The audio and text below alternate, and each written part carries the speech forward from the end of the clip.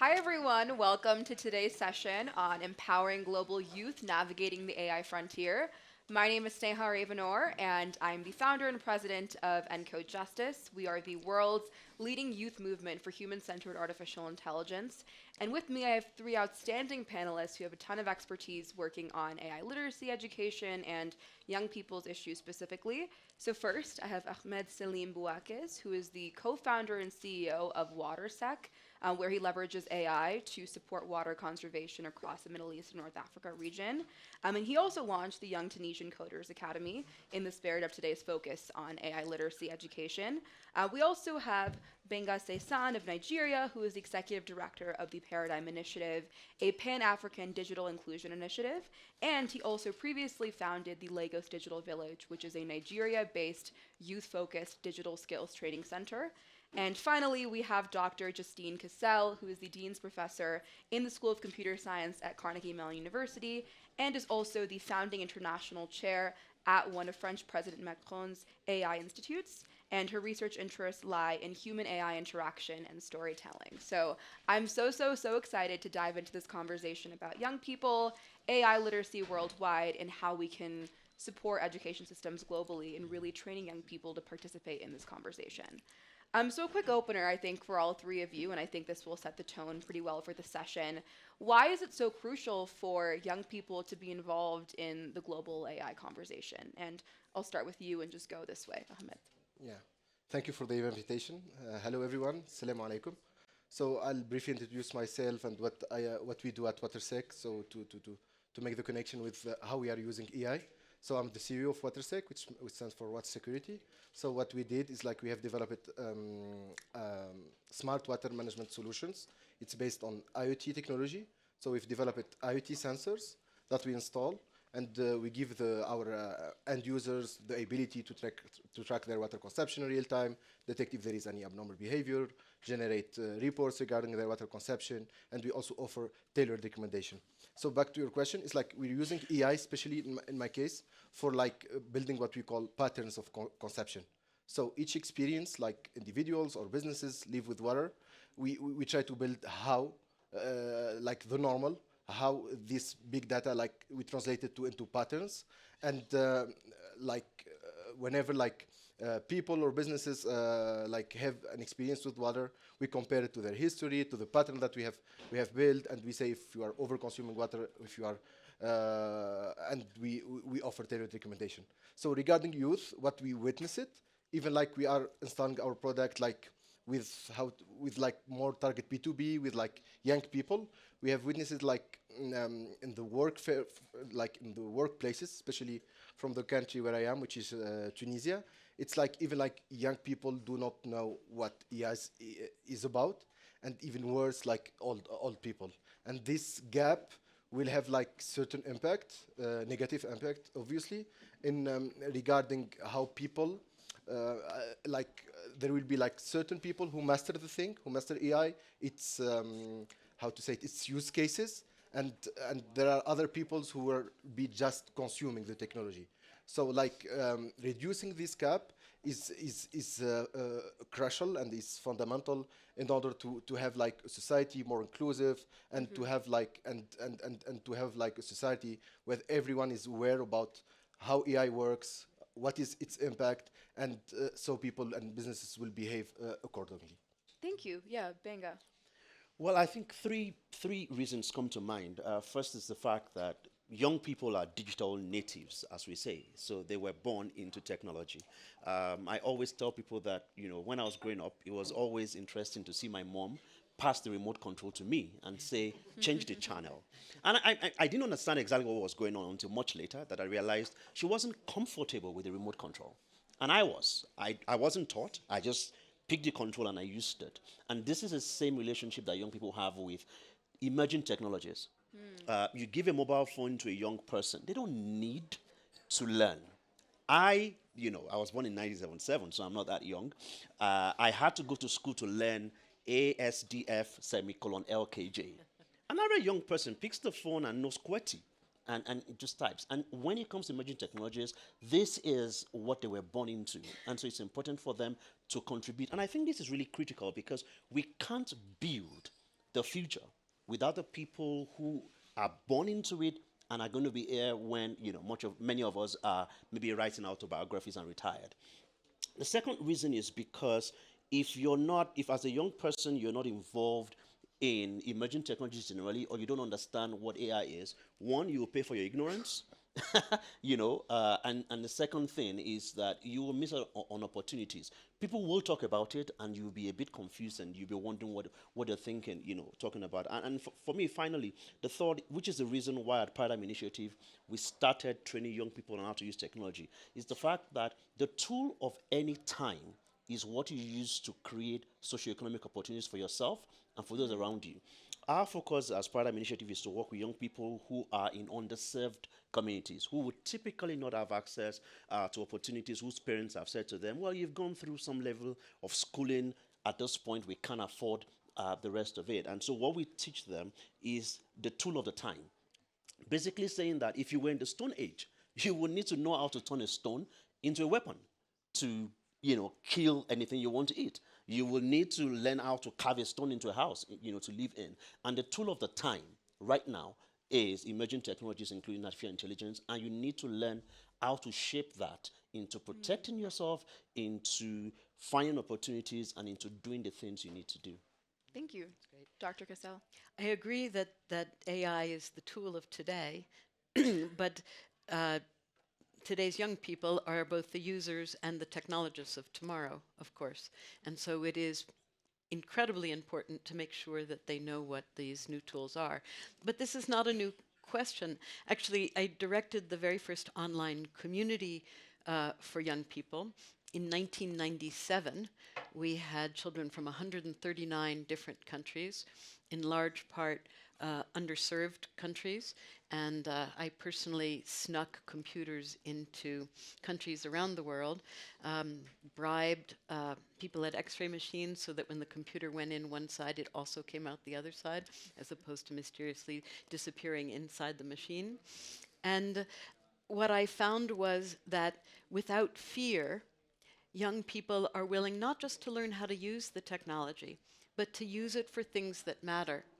And so for me, when we talk about technology for young people, it's important to teach them how to program. It's important to teach them what to do with these technologies. But to me, what's the basis of all of this is to teach them what it is they want and need in the future, and how to use everything around them to bring that about.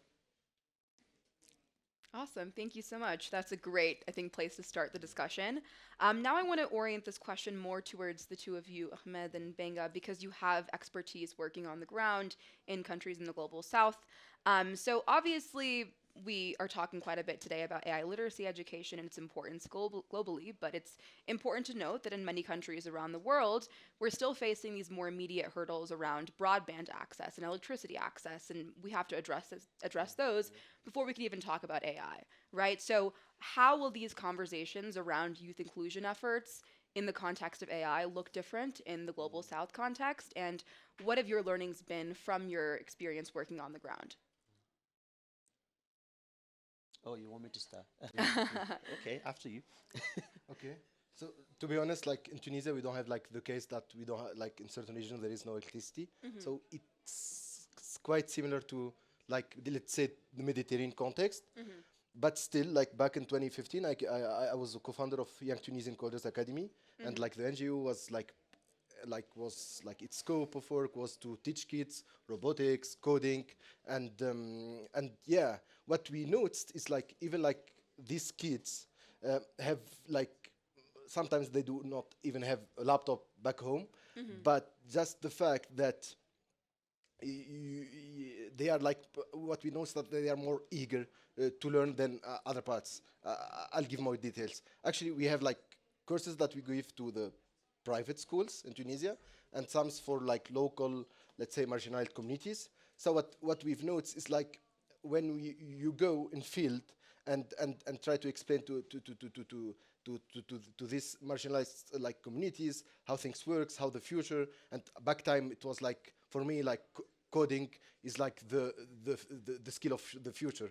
but now we all are using I don't know, GPT or other tools in order to to just write codes. So what I can add on this is like things are going so fast, and like technology are going so fast, but the legal and social, let's say, frameworks are not following the speed, and this will cause other problems. In my opinion, like the first thing is like to raise awareness as a first step about what's happening. It's like to like this to help this generation to know what is technology, to not just consume it. Like, why not produce it in a certain layer? And yeah, that's like from my own experience, especially with Young Tunisian Coders Academy. Awesome. Thank you. Benga? So the human mind, and I think many times we sort of limit the human mind. The human mind can comprehend many things at the same time. I started learning to swim when my first child was learning how to swim, and the first thing that came to mind was, "There's no way in the world you're going to let me enter this water." And then I got into the water, and the coach said, "Just push yourself and go," and I did. And he said, "Stay under the water for 30 seconds." I was like, "You want to kill me?" And then at some point, I stayed under the water for 30 seconds, 40 seconds, and that taught me a major lesson. And that lesson is that you can never tell how much someone in whatever circumstances can comprehend or do until you extend extend the limits of what they're exposed to. There's a temptation for us to say, "Oh, yes, there are power problems, there's internet problems, let's fix those first." But the truth is, we don't teach mathematics first, and then later we teach English, and then later we teach science. We teach these things at the same time. And our approach, our Paradigm Initiative, is to do everything at the same time, is to attack the challenge of lack of power. And what we did was, we didn't use desktop computers because there was nothing to power them. So we used laptop computers because they had battery to power them. And so the idea is to find ways to fill the gaps while you're still trying to solve the problems. And the second is that if you look at the way the world is right now, regardless of where you are, either you're born in Armenia or Zimbabwe, anywhere in between A and Z, you're competing for the same opportunities. So there is no young person that has an excuse to say, "Oh, I was born here, so you have to find a special quota for me." It's not going to happen. So it means that it is our responsibility to make sure that every young person, regardless of where they are, regardless of the challenges, have access to the same opportunities. And to be honest, the internet is a leveler. So I've been involved for many years with global competitions amongst young people. And at some point, we used to say, "Okay, let's have the Asian category, the Latin American category." But right now, we have everyone competing for the same thing. And you'll find out that regardless of what happens, one of those years, the person who won the competition was from Cameroon. And guess what? The day after he submitted his competition, Cameroon shut down the internet. So it means that if he had waited one more day, he would not have qualified for that competition, which he won globally as a young person. So I think that there are two sides to this challenge. There's a challenge of existing problems. People want to eat, people need water, people need electricity, but also every young person, regardless of where they're born, have to compete globally, and they don't have any excuse. And it means that we have to walk and chew gum at the same time. We can't afford to say we want to solve one problem first before the other. And the internet is a leveler. Emerging technologies provide an opportunity for you to access these opportunities from almost anywhere, including from your pocket, a mobile phone. Wow, that's so powerful. And I want to turn to you now, Dr. Cassell. You have done quite a bit of work on the responsible integration of AI into education, which is obviously especially relevant now as folks are talking about the role of ChatGPT and other generative AI tools in classrooms around the world. How will they support or hinder learning? And you actually developed the first ever embodied conversational agent to actually serve as a kind of peer support during the learning process. So can you speak more on what that was like and also how you've seen generative AI kind of adapt the conversation? So I was indeed very lucky to direct the team that built the very first conversational agent with the body. in 1993, so a long time ago. We forget that this has been around for a long time and that the term AI was used for the first time in 1956. I feel a need to say that because I hear so many people saying AI is brand new, what are we going to do with it? No, in 1956 it was brand new. It's not brand new anymore. But from that building of the first embodied conversational agent, because I was also working with children, I started looking at what education is missing. And a lot of what's missing is the strength that comes from peers learning together.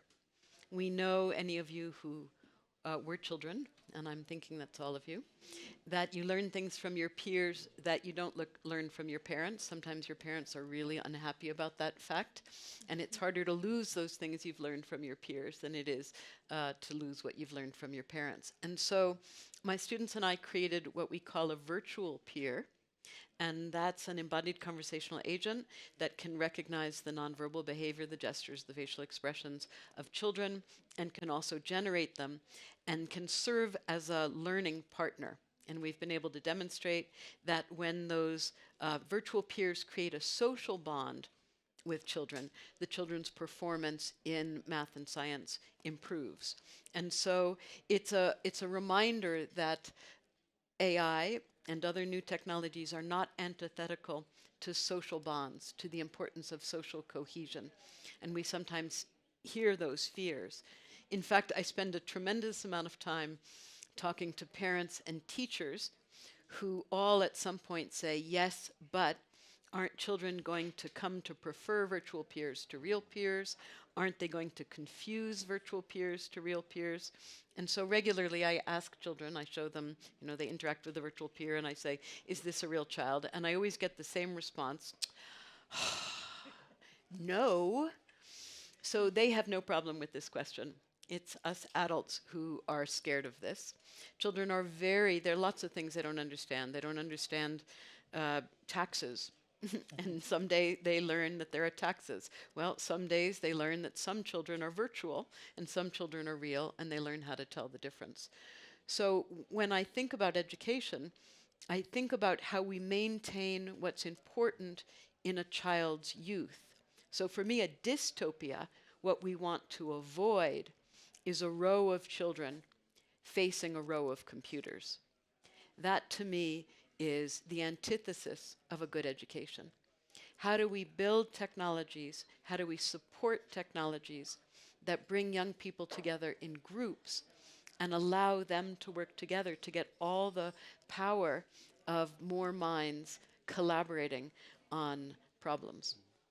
That's so interesting. And actually, I want to follow up on a point that you made earlier, Ahmed, and also tie it to a conversation that we had, Dr. Cassell. So you mentioned that, it's really important for legal, political, and social frameworks to keep pace with the pace of innovation. But you and I talked about this earlier, and you mentioned that you think that education could also, for the meantime, actually be a supplement for can be a stand-in for regulation, and that you think that if we educate the next generation, we might not actually need any direct political red tape or action. So there might be some tension in your viewpoints there. How does your view kind of hold up there? So I really believe that regulation is a stopgap measure, but that education can transplant, can take the place of regulation if education includes an understanding of the grand challenges of the world today and of the world tomorrow, and how it is most satisfying, certainly for the three of us, to use the tools available to us. How do we teach that the tremendous joy one gets in using everything that's available to us to make the world a better place? If that's the case, then we can worry less about the evil downsides of the technologies that we use today, and can put more investment into educating young people, not just on programming, but the sociology of AI, the economics of AI, the ethnographies of AI, as well as the technical aspects of AI. And I think a well-rounded education of that kind can really do a lot to moving us in the right direction. I don't know if you agree. Absolutely. May I? Yeah, of course, jump in. Okay. I mean, I smiled when you talked about education being a long-term fix to some of the things we're trying to fix with, regulation short-term. I work in the global south, beginning with, my organization works in 27 African countries. And one of the things that we've seen with governments and emerging technologies is, as you've said, we're adults, we're scared.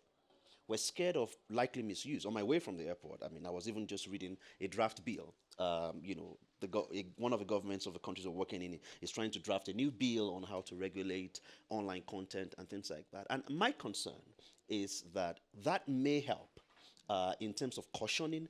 That may even actually create a black market for behavior. But what is more interesting is when you allow people to understand the purpose of this. I'm biased. I studied engineering, so I feel it's my time in the world right now where people are beginning to understand engineers a bit more. But the beauty of it is that as an engineer, when you build a tool, at times you're so focused on the purpose of the tool that you may not realize what problems it will come with. But the beauty of it is that when it transits from your hand as an engineer into the user's hands, more often than not, if they're well trained, what they're focusing on is number one, improving their own lives using the tool, and number two, if they're well trained, improving the world around them. And what that does is that we can then move from regulation being a focus on armors and controls to regulation being a focus on standards, on creating standards. And what that does is that it basically levels the playing field, and it means that when any young person comes into the space, they're focusing on improving their lives, improving their communities, and some of the challenges that we as adults are scared of is no longer on their radar because they're so busy fixing problems that they don't even have time for the things we were scared of.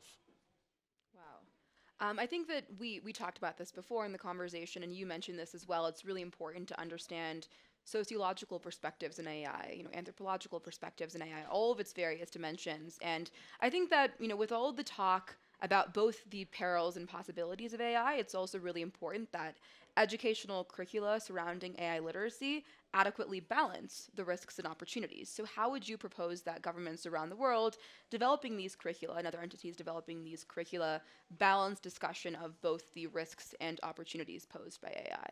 And this goes to all three of you. So just to launch this, I'm going to say something that we haven't mentioned so far, which is the important role of teachers and the lack of training for teachers. Because teachers are adults and they're as scared as the rest of adults about what this stuff is. And they're also, at least in the countries that I work in, underfunded, undersupported, and with little time. And so if we first focus on allowing teachers to gain the kinds of training that they need to feel familiar with these technologies, to be supportive of these technologies, and then give them the leeway and the leisure to develop solutions for their own kinds of classes. This, I think, is particularly the case with ChatGPT. It's a really good example because when ChatGPT was released, there was a slew of articles, I'm sure you've all seen them, about the danger to education of ChatGPT. It was going to encourage cheating. And it's not the case that it hasn't encouraged cheating. There is some cheating going on using ChatGPT. But it's also a tremendous tool for creativity.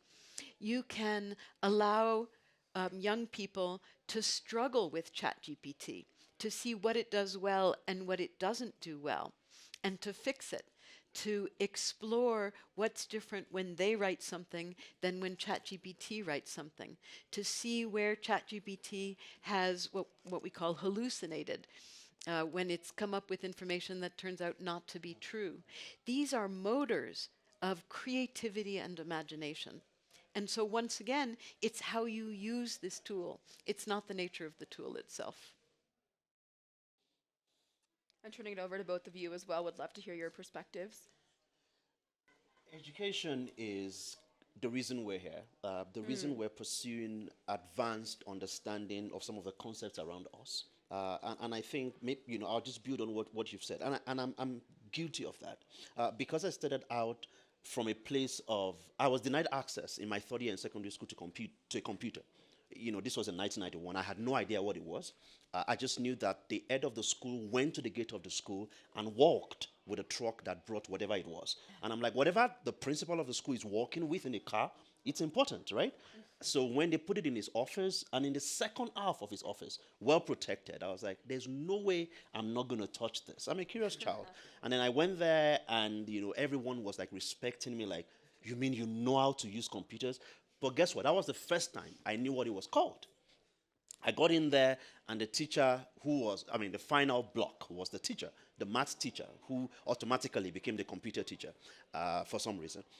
And then he was this height, I was this height, and he looked down at me and said, do you know how to use computers? And he didn't even wait for me to respond. He said, yeah, you don't know how to use computers. It's not people like you. And that created in me the desire that, you know what, I'm going to prove him wrong. And unfortunately, to prove him wrong, I started training myself and young people, and we forgot the teachers. And at some point, we realized that, wait a second, if you're teaching all the young people, and the teacher then comes to class and sets the exams and says, if you write what you know and don't write what I know, then you're failing. And that becomes a problem.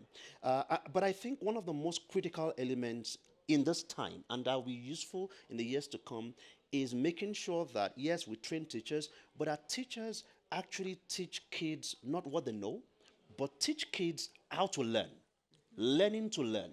Because the basics of learning to learn means that if it's AI today, you can learn how to learn that. If it's XYZ tomorrow, you can learn how to learn that. And the student's knowledge doesn't become a threat to the teacher's ego. And the teacher's exams and his questions don't become a threat to the student's success. So I think it's absolutely, I agree with you 100%. We need to train the teachers, and particularly for them to train kids and young people how to learn about anything. Because what we call facts change over time. I mean, we call them facts, and we assume that facts are things that are unmovable. But we all know lots of facts that have changed. The Earth is flat, the Earth is round. There's some debates going on this year here at the WEF about facts that have changed over time. And so learning how to learn is a much longer lasting skill than learning a set of facts. Do you have anything to add to that? Yeah. I'll just try to develop. It's like, in my opinion, I think we are underestimating the impact on like AI and on what's happening. Yeah, I totally agree that we need to train the trainers, like to train the teacher and make them more updated. But in my opinion, I think it's like the thing is bigger. It's like the whole educational system need to be reshaped. And actually, it's kind of, sorry for saying, but stupid that we teach kids like things that tomorrow they'll be competing with machines.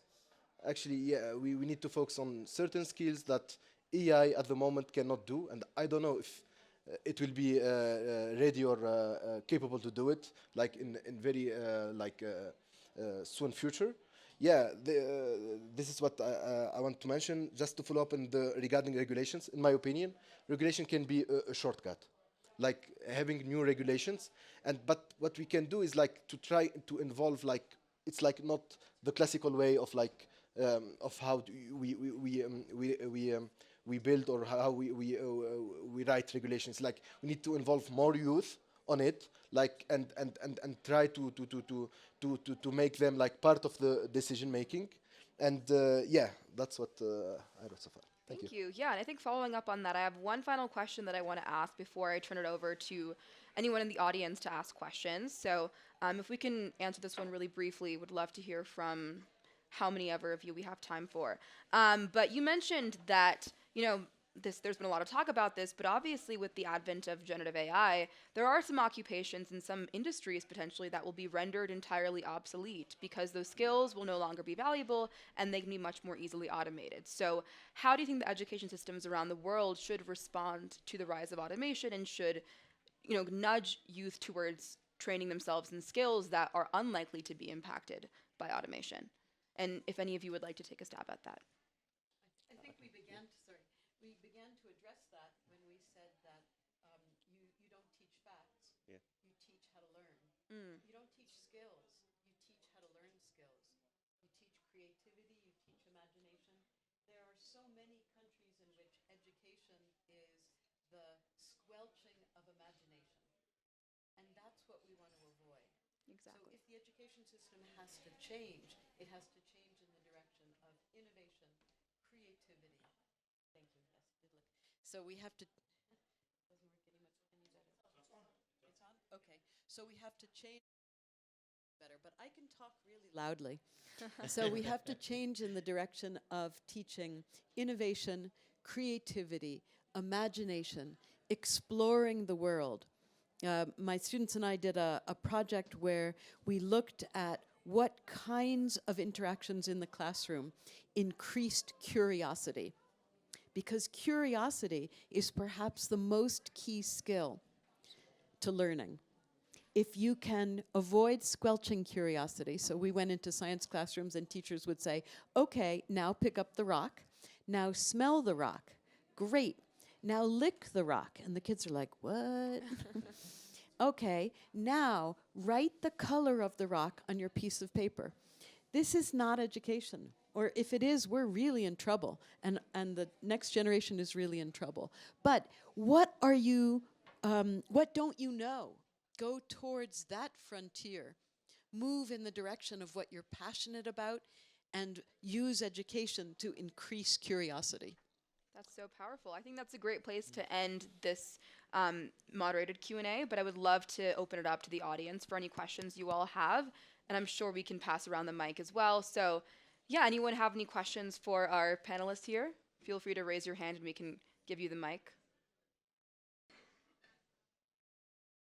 Or anyone wants to disagree with a fact? I think there's one question I have for you in the meantime as our audience is thinking of questions. I mean, we've talked about quite a bit today, but I think what's really, really, really powerful that I want to leave us all with is that, you know, each of us have a part to play in this conversation, an action to take in this conversation. So what's one action item each of you are emerging from today's discussion with? And we can just go in this order.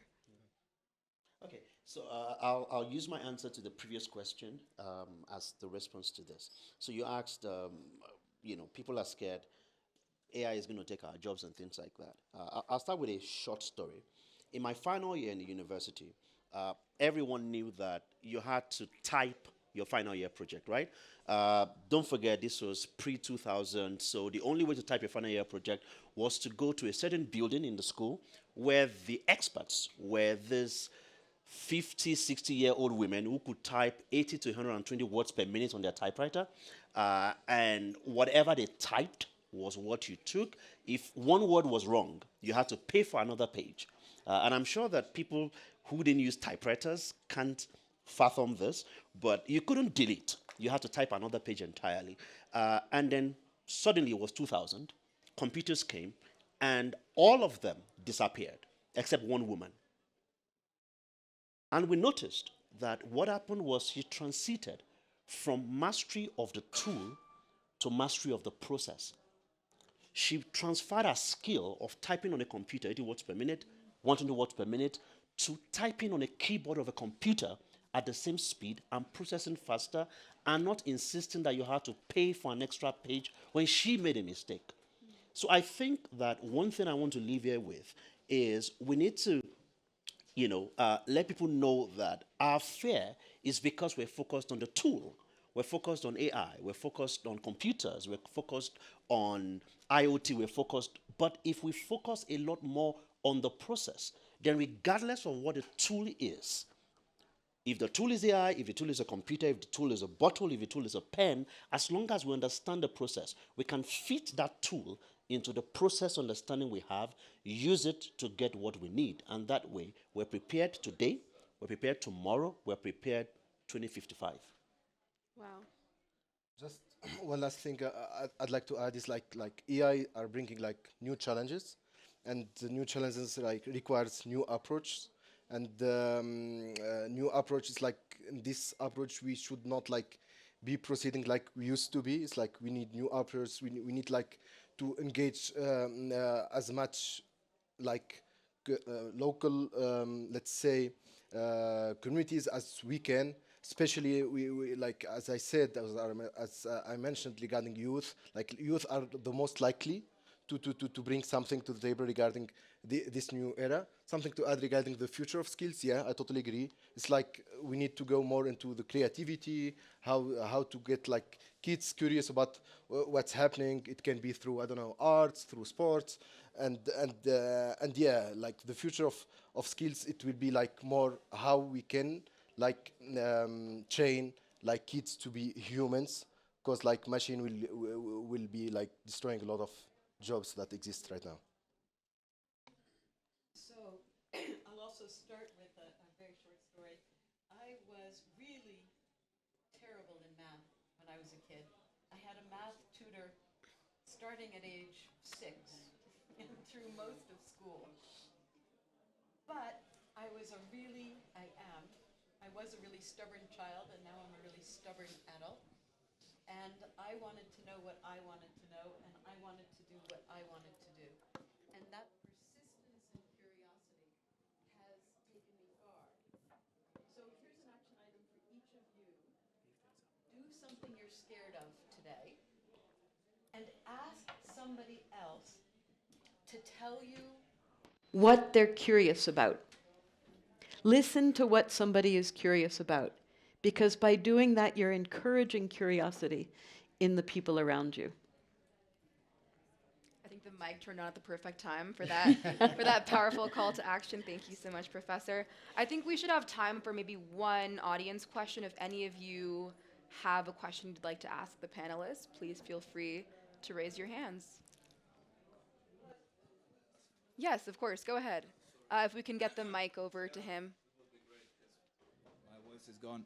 Okay, so as far as I understood, you have all educational background, and I think everyone in the audience like is curious on how AI actually was implemented specifically for framework of learning. It said here multiple times, it's better to learn how to learn rather than learn some specific skill. Yeah, so I was wondering if you have some specific example how maybe GPT or maybe some other neural network helped students specifically to learn how to learn, you know, and make some kind of iterative process of learning and adapt learning, especially in these challenging times when everything, especially in tech field, changes so drastically every day. So that's my question. So I can give some examples because I've spent my career building systems that listen rather than systems that talk. In the late 1990s, I got really frustrated by all these toys that had technology inside and that told children stories. And everyone thought this was so fabulous. Children can listen to stories even when their parents are busy. And I thought that was such, I'll say politely, BS. Because children have stories to tell, and we learn more in talking than we learn in listening. That is a general fact about learning and about education. And so I built, with my students, 25 tools called story listening systems. We built one where we asked children to think of their ideal listener. One kid built a virtual Shaq O'Neal, who was his ideal listener. Another child built a virtual Buddha, who was her ideal listener. And after that, when I started building the virtual peers, these virtual children, they listen. They evoke stories. They evoke learning. And so I think the tools that we build give us an opportunity to move in the direction. So Socrates said, we learn what we say and not what we hear. So it's been around for a long time. So I think that's a direction to take AI tools in. And ChatGPT is a great listener. Gen AI in general is a great listener. You can give an instruction to draw something. You can ask a question. You can tell a story and get a response. And that's, for me, one of the positive usages of these Gen AI tools in education. I mean, Wow. Yeah. I very much agree. So there's a new panel, international panel on information environment that I'm part of, and one of the first topics we were tackling was AI. And during our first meeting, we were like, let's share AI jokes, right? And they have to be funny. So the first thing I did was to ask ChatGPT for a joke. But anyone who's ever done that will know that those jokes are not exactly very funny because they're machine jokes, right? But from the process of saying, give me a joke, to making the joke funny was both a learning process for me and for the system itself. Because it gave a joke that was about, oh, why is the OSI layer this and that? I'm like, how in the world? I mean, I studied engineering, I know OSI layers, but I don't want that in a joke. And then I gave feedback and said, make it funnier. And then the system would, and it's interesting, like you said, it's a listening system. There was a time when people tried this mathematical equation, 1 + 1 × 1, and ChatGPT would get it wrong. And it would apologize and say, oh, I'm sorry, I got it wrong. And I think that iteration, that process of learning while the system learns, but knowing that while you're learning, you're also improving the response, the accuracy of the response of the system. That's one of the things that is quite different right now and that we have to understand. Because initially, what you will do, and I won't mention the names of search engines, is you will go to a search engine and type something. And whatever it gave you was the accurate and final answer. That's one way.